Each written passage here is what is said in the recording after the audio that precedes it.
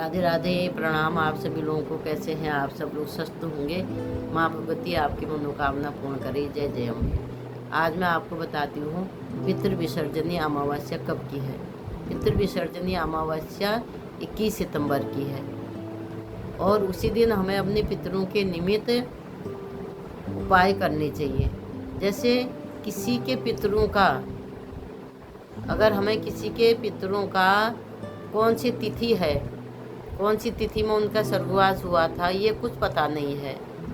आपको पता ही नहीं है कि कौन सी तिथि में उनका स्वर्गवास हुआ था, तो ऐसे लोगों को अमावस्या के दिन ही अपने पितरों के नाम तर्पण करना चाहिए, पिंडदान करना चाहिए, ब्राह्मण भोजन कराना चाहिए, अपने घर में खाना बना के ब्राह्मण को खिलाना चाहिए।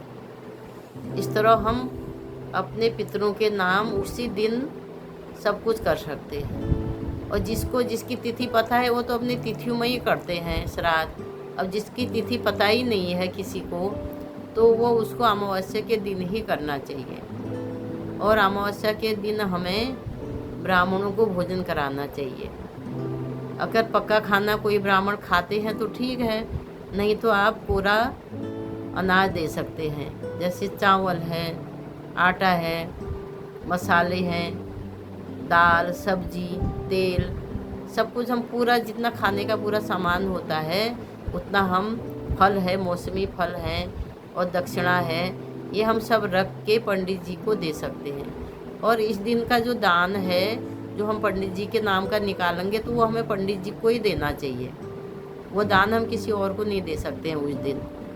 उस दिन का दिया हुआ दान बहुत पुण्य देता है और वो पंडित जी को ही देना चाहिए।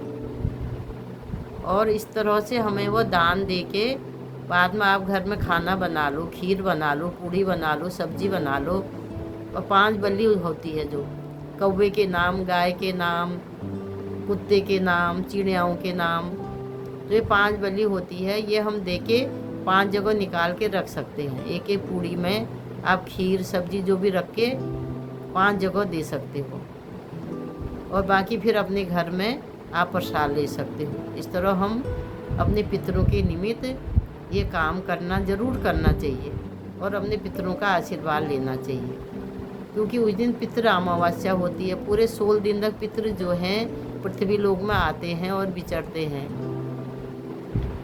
और उसी दिन वो हमें आशीर्वाद दे के जाते हैं, क्योंकि कहते हैं कि भगवानों से भी ज़्यादा बढ़कर पितरों का आशीर्वाद होता है। इसीलिए तो ये 16 दिन पितरों के नाम के बनाए हुए हैं और पितृ जो हैं वो आशीर्वाद दे के जाते हैं, इसमें कोई संशय नहीं है।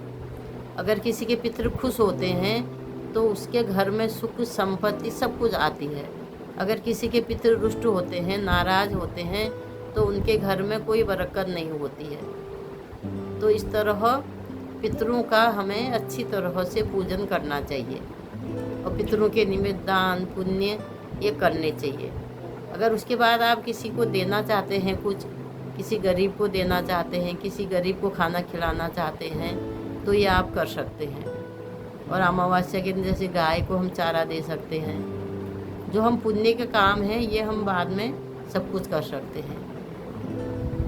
और उसके बाद हमें अमावस्या के दिन जब पितृ विसर्जन करने के बाद फिर हमने अपने घर की साफ सफाई, जाले हैं, अपने कपड़े धोने हैं और घर की सफाई करनी है, मंदिर की सफाई करनी है, ये हम सब उसके बाद सब कर सकते हैं। क्योंकि दूसरे दिन से नवरात्रि शुरू हो जाती है और नवरात्रि शुरू होती है तो हम पहले दिन ही हमें सब पूरा काम करना पड़ता है।